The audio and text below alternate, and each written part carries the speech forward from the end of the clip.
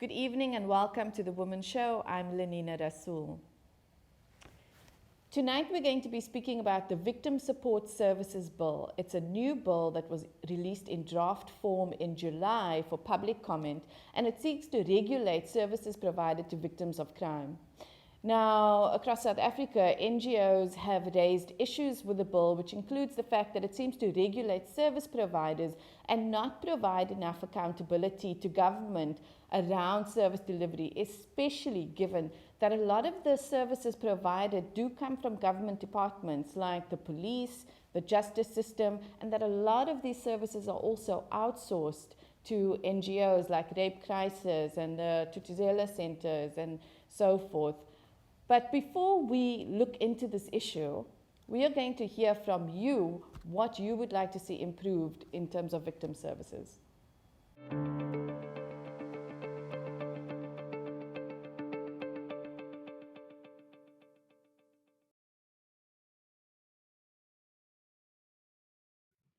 The Victim Support Service Bill.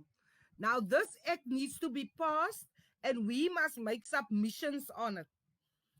Because why? As NPOs giving service of trauma support counseling to our people, we now have to register for that. And that is the reason. Exactly that is the reason why I hate registering. I didn't want to register as an NPO, but then they classify you as being acting illegally. So they want to constantly put you in this box where they can control how you must think, how you must move, how you must act. And I have an issue with it. I have an issue, a big issue with it. Police are killing our children. There's a victim support room at the police station.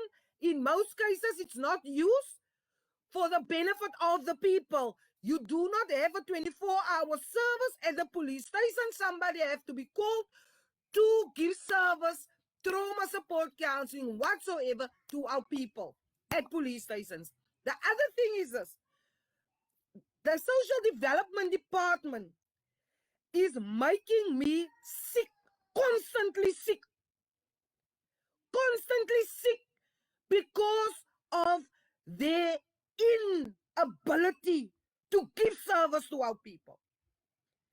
So I do not have a degree as a psychologist. I do not have a degree as a social worker. And I don't want to be red tape, and for that reason, I won't go and study and get papers for that. Because why? As a victim of violence, where was social development? When my children needed them, nobody cared about me or my children. And now they want to put a red tape around us as NPOs delivering a service to our people. In heaven's name, keep your bowl, shove it and use it as toilet paper. Because you cannot give service to our people. You cannot give service to our people. Most of our people are traumatized, mentally destabilized. They are not able to cope. Where are you? Even our hospitals are not equipped to work with the people that are confronted with crime, violence, trauma every day of their lives. And I know I had to go to a private doctor to get antidepressants to cope, to be diagnosed, because the mental health clinic at the day hospitals are not so accessible as people perceive they are. Now you're telling us, as the people, rendering the service to our people, in fact for free, doing your jobs, where at night you cannot go out to victims to go support them when people call on you. You want to put a red tape bureaucracy around us as NPOs. You want to tell us, after all these years, after we have given service to our people, you will decide if our places where we give service are good enough. I'm not interested in your bill. Show me you give service to our people that really needs it out there. You cannot give a service to our people.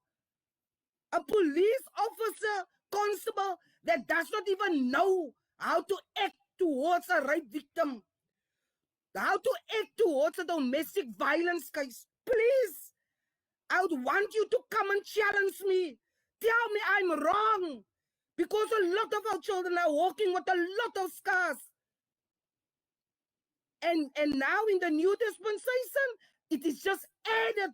It's added and you haven't done nothing. In the over 30 years, you haven't done nothing to heal our people. And now you want to come and pass a bill, an act of how people should be conducted. Be crazy somewhere else, man. You're wasting your time on things that does not matter because it can be written very beautifully. But in action, it does not happen. And thank you. Salamu alaikum and good evening, everybody. People, you must start to speak up and take note of what is happening because they're passing a lot of laws and bills and acts under COVID-19, thinking people are more concerned about the hunger. So they won't take note of these things and then they pass it.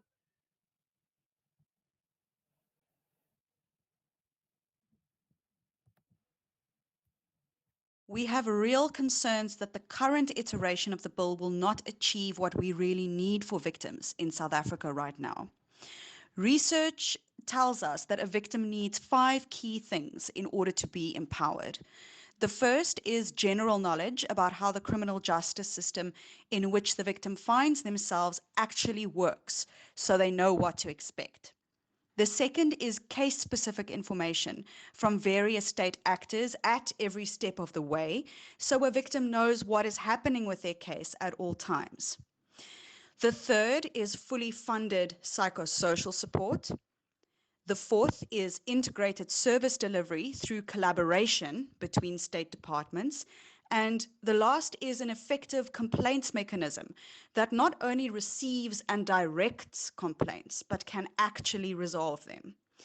At the moment, the bill does not properly achieve any of these key requirements for victims and is primarily focused on controlling service providers using criminalization and overly bureaucratic and burdensome registration and accreditation mechanisms.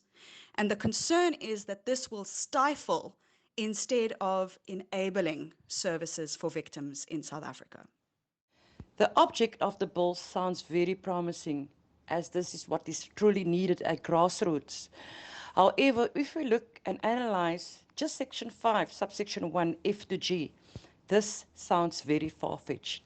I mean, they don't even have the expertise to help in the current disposition which victims experience.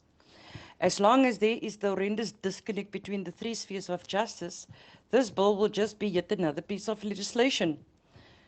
Putting the victims at the central point means nothing, as communities and families must be educated daily, and herein may lie the challenges and the problem, because funding for the expertise to render these services are lacking. The bill speaks to what is needed, but the fundamental question is whether there are funding to support the far-fetched bill. Legal aid seriously cannot even cope with the existing clientele. Hence, the bill places more responsibility upon legal aid. Legal aid is anyways capped, and I noted nothing speaking to the means test or will every victim be given this automatic right. The problem we're facing in South Africa is that we have all these beautiful laws on paper, yet in practice or in reality, it just don't work. As a rape survivor, I applaud this bill. On paper, it is excellent, but we do not need things to look good anymore on paper. It is the implementation of the bill that matters the most to any victim or survivor. It is refreshing to see that the Minister will work in consultation with the Ministers of Justice, Education, Correctional Services, Health and Security, because one cannot let work involving gender-based violence be done just on its own in isolation, because it affects all these other areas. And so I for one can also offer volunteers counseling, training. So I was quite pleased to see that this bill will provide accreditation to any victim empowerment program. So that is a big up for me, a big plus. And victims experience secondary victimization. That's why if you report, victimization takes place not only in the community, but it happens at SAPS, it happens right through to the judiciary. And the fact that this bill addresses victimization right at the beginning and throughout gives me a bit of hope. I am in full support of this bill. However, all that being said, I'm very much aware of the fact that too often it is just beautiful on paper and the implementation does not happen. So I'd like to see timelines being put on the final draft and who is responsible for seeing that each one is in fact carried through right to the end. Who does one report to directly when things does not happen according to this bill and not given a whole string of names you have to go through? Who will be responsible for the training, for example, of SAPS members? Who does one go to register a facility without this red tape that just holds one back? Or who does one go to get accreditation to do these training courses? Now, the bill is very, very broad and it needs to be a bit more specific and address things specifically as to how it will be implemented and which person is responsible for each aspect of this bill and timelines being put to it. And above all, where does the funding come from for all of this? Where can NPOs, NPCs, and individuals who's doing the work on the ground, where do they access funding? Because at the end of the day, funding is always needed. And the other important aspect, as far as legal fees are concerned, where does the victim go to? Because legal fees are expensive. To get an attorney is expensive. To get an advocate is expensive. Legal aid is overwhelmed with work and they cannot keep up with the demands. So where does one get legal advice from or legal representation? Counseling is so important, but it is also so expensive. And again, as I said, I can provide this, but again, one needs funding for all these things. So yes, on paper, this bill is amazing, but it needs lots of fine tuning, needs to be more specific, more direct, and there's a lot of other issues that needs to be addressed still. I'm Felicity Guest, founder of Child Maintenance Difficulties in South Africa, which is a support group for mostly mothers who are trying to get financial protection for their children via the maintenance court. And through my experience, many of my members are also victims of other forms of abuse, including rape, intimate partner violence, and more so abuse post-relationship. They're not just exposed to continued abuse from their partners, but also the systematic and systemic abuse in trying to enforce their children's rights. And my group is 62,000, and most of them join the group so that they can enforce their children's rights, which, reading the new bill on victim support services, is pretty ironic because the Department of Justice is guilty of violating not just the children's rights but also the mother's rights and trying to enforce their children's rights. And they all encounter all the levels of services that are required to work through and to cope with some form of gender-based violence. Many of them have dealings with social workers via the Family Advocate's Office, in investigations where there is alleged abuse of sorts perpetrated against the mother and or the children. So reading this act would include regulating my services, not just on the Facebook group, but also in coaching parents through the system of trying to enforce their children's rights, as well as coping through the Family Advocate's Office and any other form of abuse that they go through. The Department of Social Development has failed dismally in providing adequate social services to victims of violent crimes. And they really need to get their own house in order before they try and regulate voluntary, mostly, organizations that are picking up the slack of government, and most of them are unfunded. Many registered NPOs can't even get funding from the Department of Social Development. I cannot see the logic of introducing such a arduous bill that requires so much regulation and monitoring of external organizations when they can't even get their own house in order. They can't even hold other government departments accountable for enforcing existing basic human rights. This is going to over-regulate and overburden a sector that is battling to remain sustainable in terms of human resources, never mind financial resources. And I think that COVID really highlighted the Department of Social Development's inability to provide existing services. Many of the victims of the consequences of COVID had to go and stand in food kitchen lines to be able to feed their families because the Department of Social Development could not even provide basic food parcels. And when they did, they were embroiled in corruption, where packages were diverted to party members. To put so much power in the hands of a government organization is dangerous to the upholding of human rights, particularly for the most marginalized, which is women and children. I think this bill needs further discussion, and it certainly needs many amendments.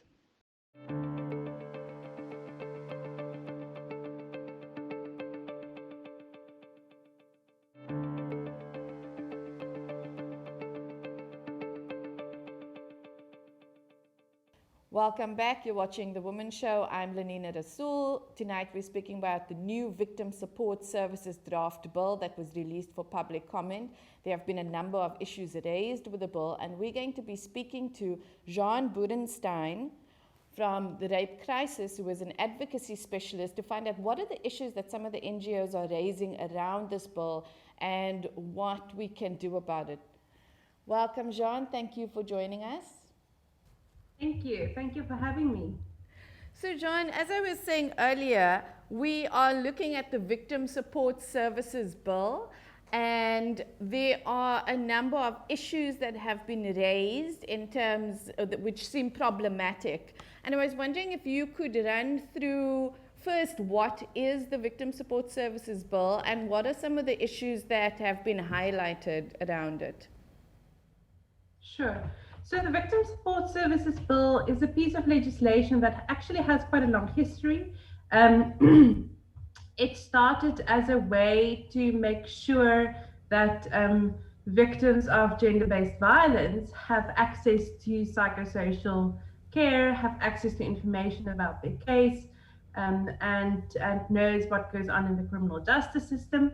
So this was 8 years ago when the bill was first conceptualized. This was the idea behind the bill. What we see now is a completely different bill. It is a bill that addresses supposedly services to victims of all violent crime. So not only gender-based violence, but also other forms of violent crime. But it is now also a bill that, for a very, very big part of the piece of legislation, actually aims to regulate service providers and the programs that they offer to victims of crime.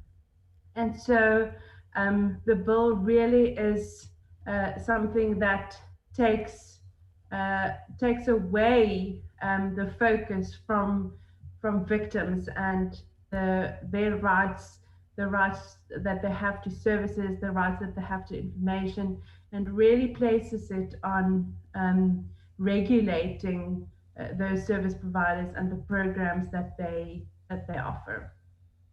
Okay, so Jeanne, you said something interesting. It was conceptualized 8 years ago, and that also the one we're seeing now is very different. So what was the original vision in terms of, I'm assuming, to improve victim support services? Yeah. So a couple of organizations received funding from the United Nations Office of Drugs and Crime in the early 2011, 2012 to do a piece of research about how realistic it would be that victims of gender-based violence get compensation from the state for the crimes committed against them. And at that point, the researchers, including Rep Prices was part of the research, the Women's Legal Center was part of the research, but concluded that that is quite unrealistic. That's not something that South Africa would be likely to be able to offer to victims. But what South Africa can offer victims is a legislated right to receive information about their case, to receive information about the criminal justice system, to receive psychosocial support, that the role players in the criminal justice system, like the police, NPA, etc., have better working relationships. So this piece of legislation was conceptualized as a way to address the gaps that this piece of research found in 2012.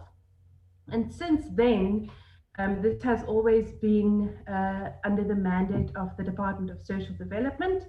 And the Department of Social Development has, I think, had to move quite a couple of chess pieces around, had to take into account a lot of political ideology. And what they have released to us now is a piece of legislation that does very little to further the rights of victims and a lot to overburden and overregulate the organizations who provide the actual services.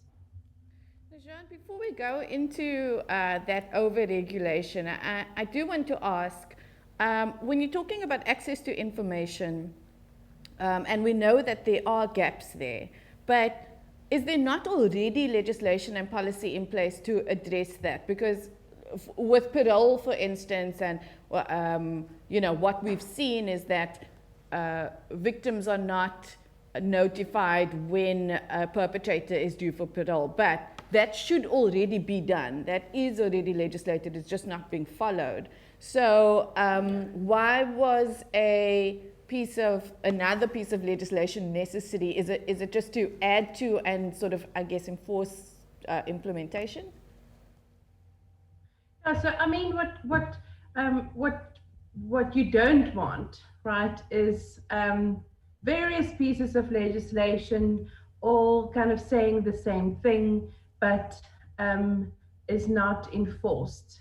And this bill actually addresses quite a couple of rights for victims, including the issue about parole, including the issue that the investigating officer from SAPS should inform them about court dates. But these are all issues that's already been addressed in other pieces of legislation, in national instructions, in the directives from the NPA.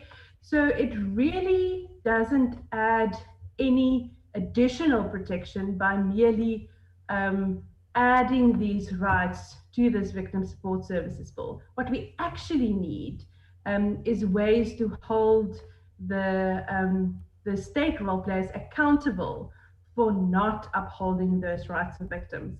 And this piece of legislation doesn't offer any recourse in that regard. And that's another thing that is quite problematic. I mean, service providers who are mostly NGOs, who are often underfunded, now have to comply with a whole range of extra regulations. And if they don't, then it can be a criminal offense with imprisonment and a fine imposed, which is extremely serious. But there are no accountability measures for when the state doesn't uphold the rights of victims or doesn't do what it is mandated actually already in other policy papers and legislation. So it really is a piece of law that has very little teeth for the state response, but very sharp teeth for civil society. I know. So what I found interesting when I went through the bill was that there's a clause in there, regulating that organizations need to make sure they have enough financial and human resources, and included in the human resources is social workers. But in fact, we do not have enough social workers, in South Africa. So it's almost impossible. It's actually impossible for compliance. Yeah, I mean, civil society organizations are extremely underfunded. That's not new knowledge. That's something that we hear about regularly. That organizations who have provided services to victims of gender-based violence or other victims of crime face extreme financial threats quite regularly. And what's interesting is that there is no provision in this bill that mandates the Minister of Social Development to make funds available for service providers to provide services. None at all. But what it does mandate service providers is to make sure that they have enough money and enough people, not to achieve their own organizational visions and missions, but to achieve the objects of this bill, which really makes very little sense. And I think to the common citizen also seems really unfair. And I mean, that's not even addressing the fact that there just are not enough social workers, and that a lot of the social workers end up working for the state because the state can afford to pay them bigger salaries than an NGOs can. Jeanne, we don't have much time left, but just before you go, there's a call for comment out now on this draft bill. If there are maybe, one or two things that you'd just like to pull out before we go. Sure. Maybe I can just invite people to please make comments to the Department of Social Development. If you don't know how to do that, you're welcome to go to our Facebook page. On Facebook, say Victim Services, where you will find a toolkit that will assist you to make those comments. And it can be very simple.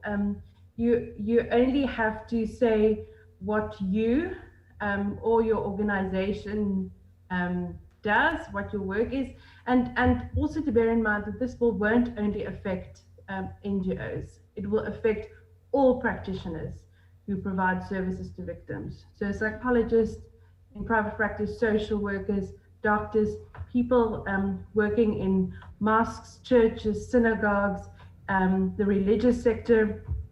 This bill will affect you. So it's really important to make comments to the Department of Social Development, to say what you do and what your concerns are. And I think some of the biggest concerns really is the criminalization of people working in NGOs, and the fact that there's very little accountability mechanisms to hold the state accountable. So this bill really doesn't place victims at the center, Thank you which so much, which it's Jeanne. supposed to do. Thank you so much. That's all the time we have. Thank you so much for joining us and for all of that relevant information.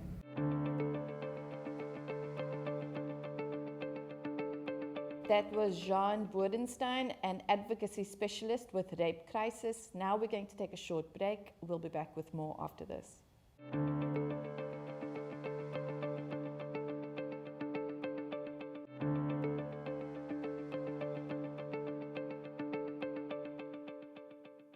Welcome back. You're still watching The Womxn Show. I'm Lenina Rasool, and tonight we're speaking about the Victim Support Services Bill.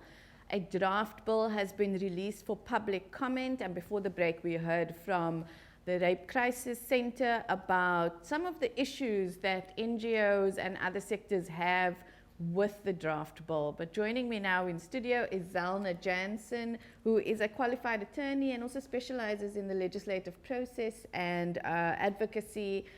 Zelna, thank you for coming on board and joining us.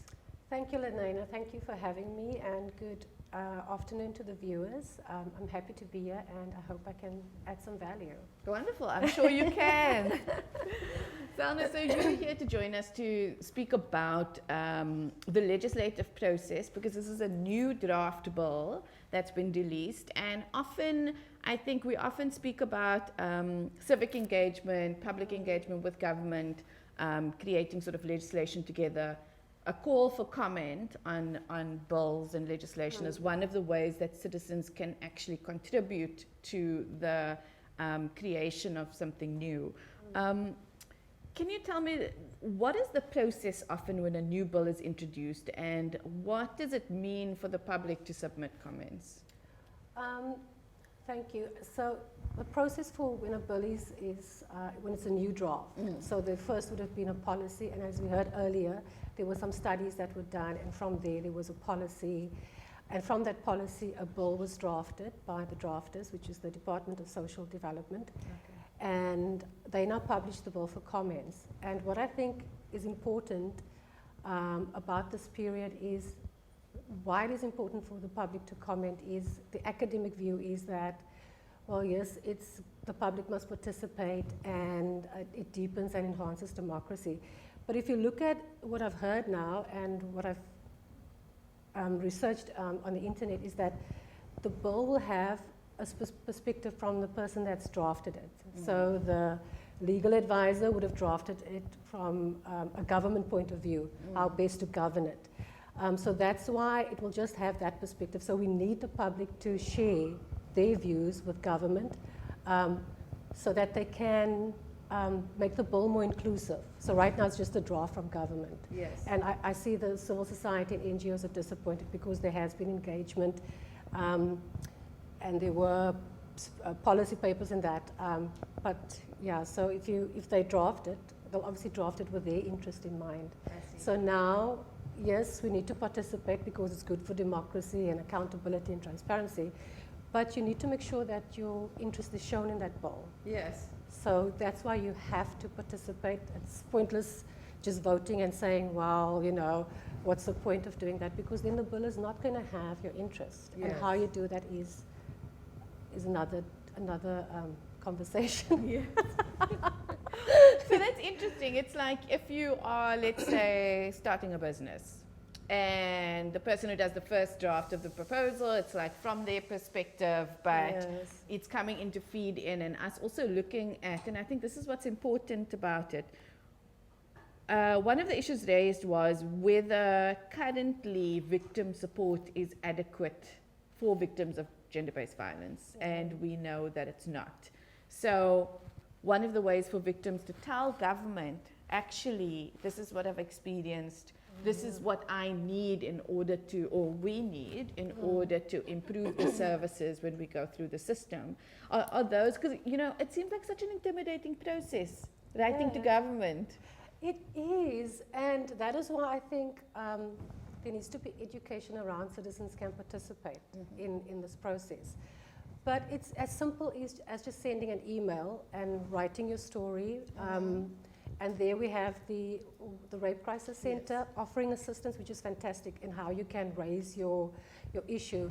So it shouldn't be that intimidating, and there are other views around it that says, well, look, is my view going to be taken into account? And that's just my next question. Yeah, that's another discussion. And I cannot really say yes or no. I mean, I'm not in government. And it also depends on the law. And then also it's going to depend how you raise your issues. Say, for example, Rape Crisis wants to include something along the lines of being more specific about what victim support or empowerment is. Then they would have to get the people that have responded on their Facebook page and strategize who all their allies are, and then get them to advocate that view so that the bill can be more inclusive, but also in that way they can shape the bill. So that is a way to make sure that the drafters hear your voice. The other way you can do it is through contacting, writing letters through the various stakeholders, political and official, those that can help you influence the outcome of the bill. So that's one way. The other forms that you can look at it is a petition. So there's a petition going. And you could also write an article about victim support and what it entails and why the bill is lacking. So you can get a journalist, as you now doing this. So hopefully you will send this to as you could submit it as a submission as well. You can send them the link and submit it, and then they can use it. And hopefully they will be now more informed about the process, and the bill will be shaped so that there will be buy-in. And when there's buy-in, well then hopefully implementation will be smoother. Okay. So I mean, that sounds great. That's something I didn't know, actually. And that's interesting. So hoping that basically the collective power we're looking at, add more voices so that they can see there's a vested interest in shaping this bill and making it inclusive. But be strategic. So if you say you won, this is the way the bill looks now, and this is how I want it to look at the end. So then make sure then that when you do so there has to be not just submissions, then you have to engage. So it's an entire process, a layered process that you have to do. And that's why we have NGOs like Rape Crisis, and there are many others, and that's advocacy and lobbying. We can do a lot of the work and the meetings and the writing and so forth. So that is not just like I'm crying out here now, but now government doesn't know what to do. So can I ask? So there's a call. So there's been a draft bill, and then a call for comment. And I know that sort of the creating or producing a piece of legislation is quite a long process, the full process. What happens after comments close? Well, we would like to think that they're now going to sit and look at all the comments and consider it. But there is a process within government called a social economic impact assessment. It's called a SEIA. I'm not sure if they still do it, but they're supposed to look at all the issues the bill raises, how it impacts everybody, what the costs are involved, and that should then help them make the decision. So now, after the call for comments, they should now look at all the submissions. I know they have to do a list of the submissions, and so have some way of how they considered it.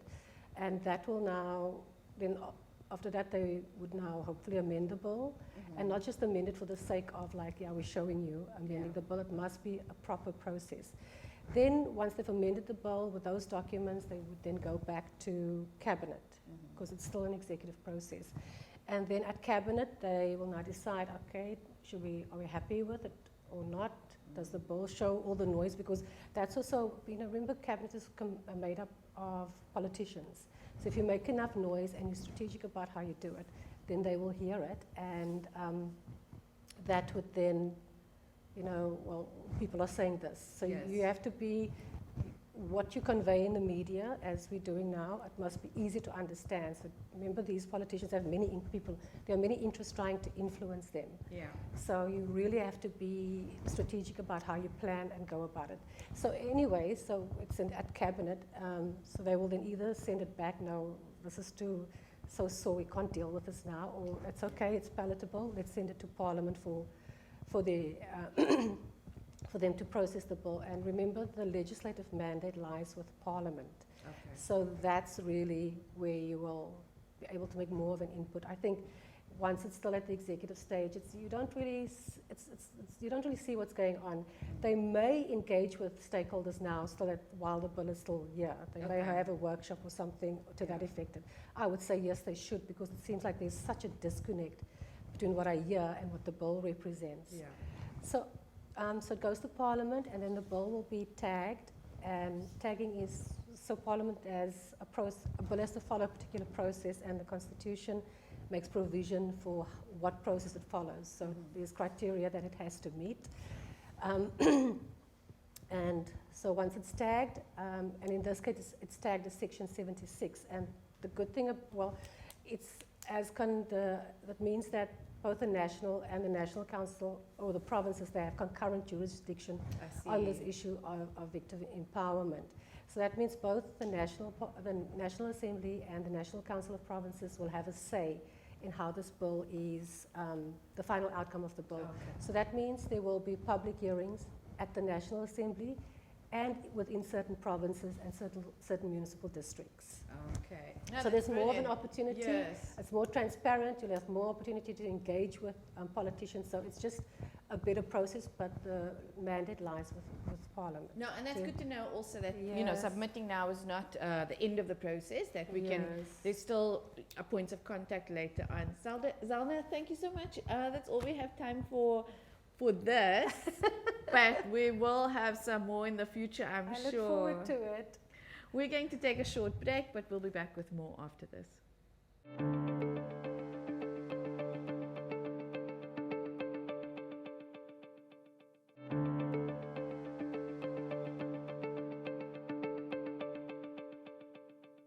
Welcome back. You're still watching the Womxn Show, and we're speaking about the Victim Support Services draft bill. After the Victim Support Services draft bill was released, a group of organizations came together to host webinars around the VSS draft bill to raise awareness and encourage citizens to comment. The webinars are hosted by the Rape Survivors Justice Campaign, Rape Crisis, and Lawyers for Human Rights. Here are a few snippets we've pulled to give more context around the concerns in the VSS draft bill. The key thing it does that we're worried about is that it may criminalize people who are providing services to victims of crime.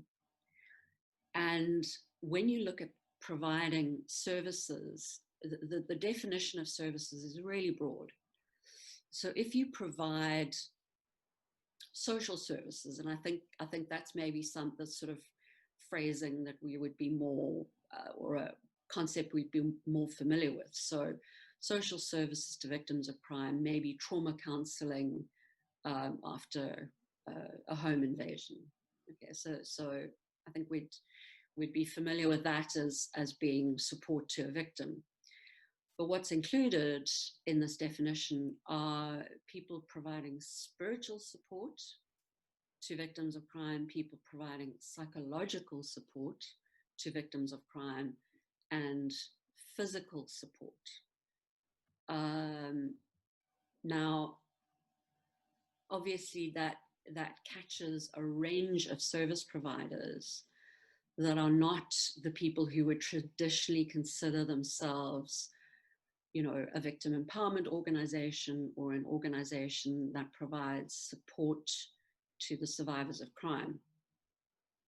It captures a very wide range of people who are, as it says, providing, physical support, so presumably medical services, psychological services, so psychiatrists, psychologists, social workers, whether inside or outside of organizations, and obviously people who are part of faith-based organizations and who are providing these kinds of services.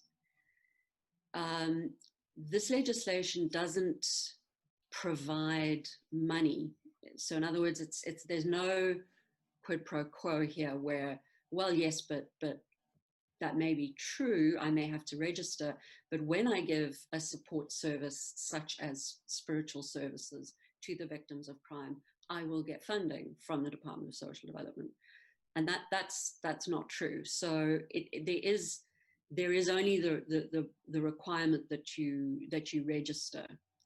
in this legislation. And then what it also does is it tells you that it's giving rights to victims, but it's giving rights to victims that can't be enforced. And so that's also going to be a problem. So if we look at the actual sections, which I think is helpful, so you can't establish or manage a victim support facility that provides these services.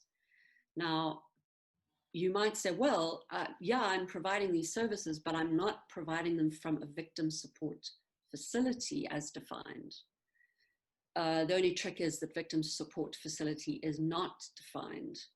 So if you are providing those services, you are, by definition, a facility that gives those services. And the fine or sentence would be a fine and or 12 months in prison. A lot of the parts of the bill that we would normally be happy about are duplications. And this is again one of these questions of why do we have this legislation the way we do? We have many of the rights that are laid out in this legislation already existing in other pieces of legislation. This will put duties on people to screen and assess people as to whether they're victims or not. We will have to then comply with a code of conduct, which will be on top of everything that we're doing now. And then we also have the strange provision that certain people must provide services to victims of violent crime. And it's going to be, it's difficult to work out what will happen if you say, well, look, we are specialists in terms of this, we provide social services, or we provide faith-based services, and then is there a requirement on you to provide something that's, you know, covers all of the areas.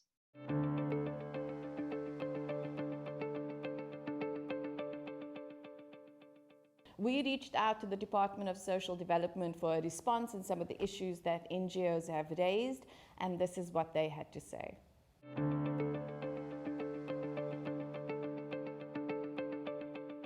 This is the voice of Lumka Oliphant, Chief Director, Communications for the Department of Social Development. Yes, I have looked at your questions and have seen what the group of civil society organizations are talking about when it comes to the VSS bill. The VSS bill, you must understand that it is up for public comments. This is the reason why we have this process, so that everybody can be able to voice their opinions on how this bill should be implemented and eventually become an act. The South African Constitution allows for public comments before we pass a bill. Therefore, this process is for that particular process, so that everyone who has an opinion about the VSS bill can be able to make their voices heard. We therefore encourage all the civil society organizations to be able to comment on the bill before the deadline as stipulated in the Gazette.